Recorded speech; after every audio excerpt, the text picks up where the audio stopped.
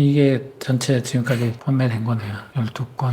12건이 이제 직전 연도 3개월이거든요. 3개월 합산. 네, 그렇죠. 3개월 합쳐가지고 지금 12건에 175만 원이 판매가 된 거예요, 총. 그 이전까지 다 합쳐도 크게 다르지 않을 것 같아요. 네. 저희 지난번에 오셨던 분이 이제 요 분이에요. 일상크루도 진행하시고 막 그러신 분이거든요. 뭐 한 달에 한 20개 정도 팔고 있다. 라고 하시는 분이에요. 한 달에 20개. 한 달에 20개도 많이 늘었던 거래요. 그 전에 혼자 할 때는 뭐 한 달에 하나 팔고 뭐 2개 팔고 이러다가 일상크루 시작하면서 한 20 정도까지 올라왔는데 몇 개월을 했는데 그보다 좀 안 늘고 있다, 판매가. 해가지고 신청하셔서 오셔가지고 오늘 왔을 거예요. 제가 지난달에 뭐 70몇 개 정도 팔았다고. 다음 달에는 100만 원 채워가지고 고기 사드리는 걸 목표로 해보겠다고 해서 저 고기는 안 사주셔도 된다고. 안녕하세요, 제노입니다. 오늘 오신 주인공을 소개해 드릴게요. 이제까지 주인공들 중에 정말 최고령이세요. 다른 일을 30년간 하시다가 퇴직하시고 새로운 일을 찾다가 해외 구매 대행을 선택하신 케이스예요. 현재는 스터디 카페에서 총무로 일하시면서 구매 대행도 하고 계시는 주인공 분이세요. 다른 유튜브 크리에이터 강의를 2개나 수강하셨다고 하고요. 프로그램을 사용해서 열심히 하셨는데 아시죠? 강의 듣고 스토어 만들어서 프로그램 상품 올리고 안 팔리고 이렇게 해서 저에게 오신 분이세요. 정량적인 데이터로 현황을 판단해 봤을 때 운영 기간은 프로그램 사용하셔서 하신 지가 6개월 정도 되셨고요. 강의를 듣고 하셔서 그런지 프로그램을 사용하셔서 상품을 2,000개 넘게 올리셨네요. 6개월에 2,000개면 개수로는 뭐 많은 편이라서 100점 드렸고요. 하지만 상품을 어떤 걸 어떻게 올리는지가 중요하잖아요. 많이 올린다고 해서 많이 팔리면 프로그램 써서 당연히 구매 대행 해야죠. 진짜 그렇다면 저도 무조건 프로그램 써가지고 구매 대행 할 거예요. 근데 내가 올린 건 이상하게 안 팔리더라, 이런 거잖아요. 매출은 뭐 60만 원 미만이신데 이 정도면 거의 영마진이나 뭐 남는 거 없는 수준이잖아요. 프로그램비 내야 되고 이렇다 보니까 상세 페이지도 번역 하나 없이 그냥 넣고 계시고 옵션이나 키워드는 전혀 손을 못 대고 계시네요. 점수로 따지면 그렇습니다. 오늘 주인공분을 모신 이유는 신청서에 사연을 봤는데 질문이 컨설팅 컨텐츠를 보면서 혼자서 엄청 고민도 하고 노력도 하셨다라는 걸 느꼈어요. 강의를 돈 주고 다 듣고 성과가 안 나오셔서 너무 마음이 안 좋았고 목표가 월 순이익 300만 원 만드시는 거라고 하시거든요. 제가 이 부분을 만들어 드리도록 노력을 해보겠습니다. 컨설팅 받고 가신 분 중에 월 20만 원 뭐 순이익 내셨다 하시던 분이 지난달에는 순이익 80만 원 만들어서 저한테 막 고기 사주겠다 하시는 분도 있으세요. 순이익 80만 원이 뭐 쉬운 것 같지만 정말 꾸준하고 지속적인 80만 원 순이익은 쉽지 않거든요. 그리고 앞으로도 올라갈 가능성도 있잖아요. 충분히 올라가실 거고. 이거는 꼭 방법을 아셔야 할 수 있는 거니까 꼭 기본기를 갖추고 구매 등을 해보셨으면 좋겠습니다. 그러면 오늘 컨설팅도 시작해 보겠습니다. 자기소개 좀 부탁드리겠습니다. 한 1년 정도 구매 대행을 하고 있는 초보셀러입니다. 원래 1년 정도 운영하셨다라고 하면 초보셀러라고 말씀드리긴 조금 애매하잖아요. 원래는. 그렇죠. 예. 네. 판매를 가장 많이 하셨을 때 어느 정도라고 하셨어요? 300만 원 조금 넘습니다. 네, 매출 300만 원 정도. 기간은 한 1년 정도 전부터 시작을 하셨고 최근에 뭐 CS나 이런 문제들 때문에 살짝 멘탈에 문제가 있으셔가지고 잠깐 거의 쉬고 계시는 것 같은 분위기인데요. 처음에 이제 구매 대행을 해야 되겠다고 마음 먹었던 계기가 있으세요? 이제 한 30년 제가 어떤 일을 하다가 이후에 이제 무슨 일을 해야겠다 생각을 하고 있었거든요. 근데 이제 바로 그만둘 생각은 아니었는데 그런 생각을 해서 그런지 갑자기 상황이 이제 그만두게 될 상황이 됐어요. 원래는 다른 일을 알아보고 있었는데 거기서 어떻게 구매 대행 정보를 얻게 돼서 구매 대행이 만약에 이게 가능성이 있다면 기본적으로 꾸준히 여기서 얼마 정도 이익이 나도록 하고 그리고 뭐 나중에 여력이 되면 그 일을 해도 되겠다 생각을 해서 그렇게 시작하게 됐습니다. 짧은 목표 같은 건 좀 있어요? 뭐 예를 들어서 뭐 6개월 뒤에 어느 정도 뭐 1년 정도를 바라봤을 때 어느 정도 성과를 한번 내보고 싶다 이런 거 있어요? 일단 6개월 뒤에 순이익이 한 300만 원 정도? 그렇게 됐으면 좋겠다 생각을 하고 있고요. 그 정도 되면 이제 그 이후에 좀 나아갈 방향이 좀 보이지 않을까 그렇게 생각하고 있습니다. 지원하시게 된 이런 배경이 있나요? 일단 유튜브에서 영상을 좀 많이 봤었고요. 기존에 이제 제가 접했던 그 반자동이나 이런 분들하고 좀 다른 말씀들을 하셨고 언젠가는 수동으로 가야 된다 생각을 했었는데 실제적인 내용들, 실제적인 기술들 해야 될 것들을 알려주시는 것 같아서 그래서 신청하게 됐습니다. 포토잡 같은 건 전혀 써본 적 없으시죠? 네. 그래서 이번에 신청을 했습니다. 어떤? 모모님이 그래서 VOD 한번 봤습니다. 후포 클래스 기초반?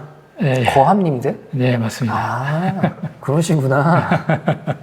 전혀 몰랐네요. 그러셨군요. 네, 갑자기 뭔가 살짝 마음에 놓이는.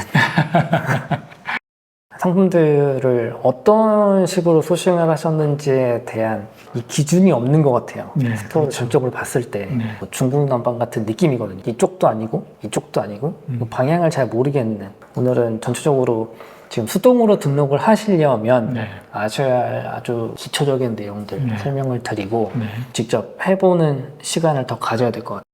일단 질문들을 주셨는데요. 상세 페이지 편집을 위해서는 포토샵 프로그램 외에 다른 프로그램은 없나요? 요즘에는 이제 딱 두 가지 정도 압축하거든요. 첫 번째가 미리 캔버스에 가서 수정하시는 방법, 이미지 올려가지고 그냥 그 위에 뭐 덮는다던가 글씨 쓴다던가 이런 거 하시는 방법이랑 포토스케프 X 뭐 이런 프로그램 또 있어요. 네. 그것도 이제 모모님도 하시는데 그거 두 가지 방법, 이게 아니면 결국은 포토샵인데 최종적으로는 포토샵으로 갈 수밖에 없어요. 이 두 가지가 아무래도 기능적인 면에서 떨어질 수밖에 없거든요. 네. 아무래도 물건 구매하러 딱 들어가셨는데 상세 페이지가 좀 소위 말해서 허접하게 되어 있는 거랑 깔끔하게 잘 되어 있는 거랑은 내가 물건을 구매하려고 할 때 좀 덜 꺼려지는 부분일 거잖아요. 잘 되어 있으면. 근데 그렇게 하려면 결국 포토샵 쓰셔야 돼요.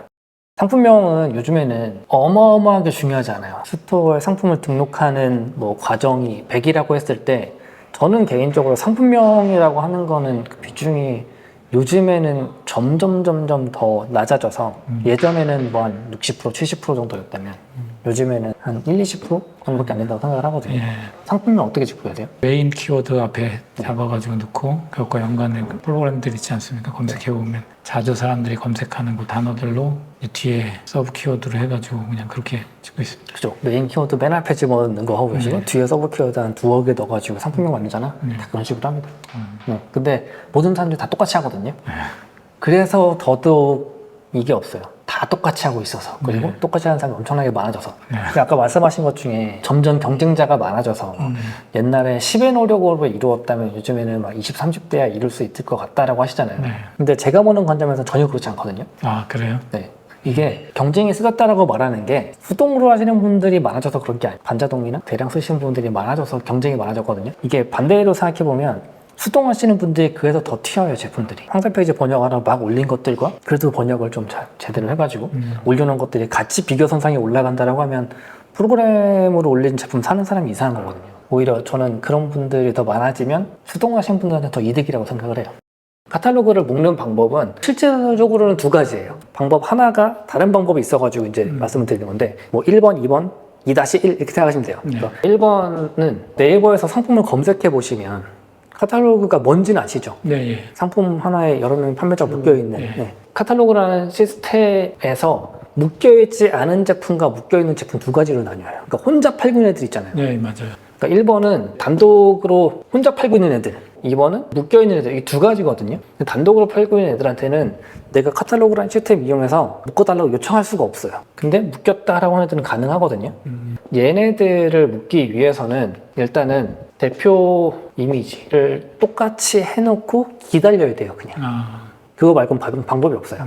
그냥 막연히 기다려야 돼요. 그러면 네이버 컴퓨터가 제품들을 막 보다가 얘랑 대표 이미지가 똑같은 제품인가 봐 라고 하면 그냥 자동적으로 이렇게 묶어주는 거예요. 실제 제품이 몇 개 있다가 이렇게 묶이면 얘가 되는 거잖아요. 그렇죠. 그럼 얘는 가격 비교 아이디라는 게 만들어져요. 가격 비교 아이디라고 해서 숫자로 이루어진 이렇게 제품 코드가 나오거든요. 이 코드를 활용해서 제품을 묶어달라고 요청할 수가 있어요. 요청하는 방법에 대해서는 부여되어 있어요. 아, 예. 이제 요청을 해가지고 묶어달라고 하면 검색 결과에 상품이 이렇게 있을 때 여러 명의 판매자가 있잖아요. 네. 요 안에 이제 들어가는 거죠, 실제로. 들어갈 때 1번은 35,000원이었다. 2번은 36,000원일 거고, 3번 36,500원일 거고, 등등등등 이렇게 가격으로 최저가 순으로 쭉 정렬이 된단 말이에요. 네. 아까 말씀하셨던 게 가격 낮춰서 올리면 되나요? 라고 말씀하셨잖아요. 네.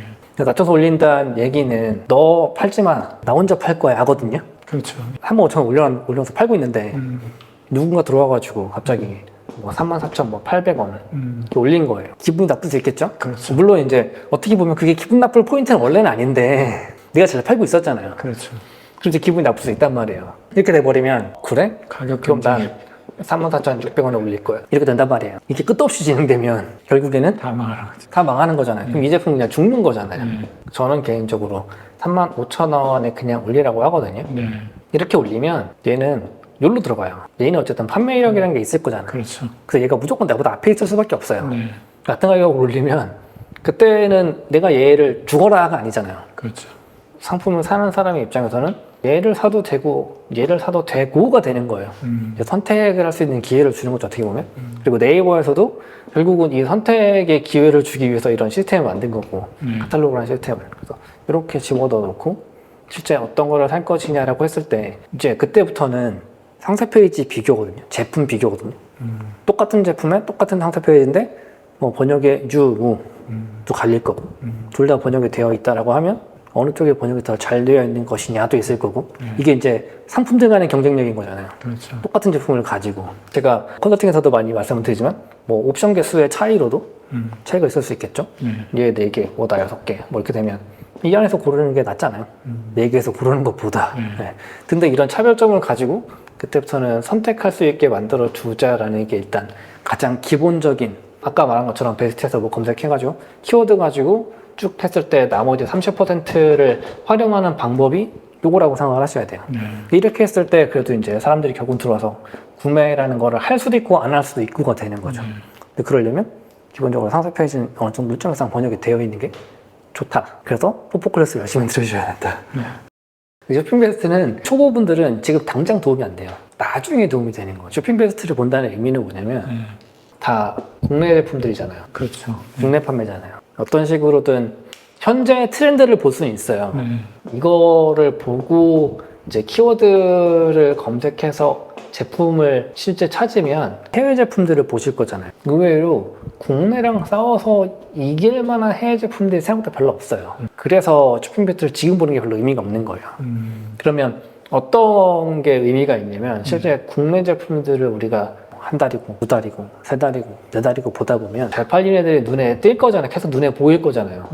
이런 제품들이 실제 국내에서 잘 팔리고 사람들이 많이 사는 거야 라는 거 우리가 진짜 알고 나면 타오바오 사이트 들어가서 많은 제품들을 볼 때 이거 하나가 딱 눈에 띄어요. 이거 네이버에서 봤던 어떤 거랑 비슷하다. 근데 국내에서 예를 들어가지고 뭐 한 8만 원에 팔고 있었는데 내가 이 제품을 가격을 비교해보고 한국으로 팔아야지라고 하니까 5만 원이면 되네? 이럴 수 있잖아요.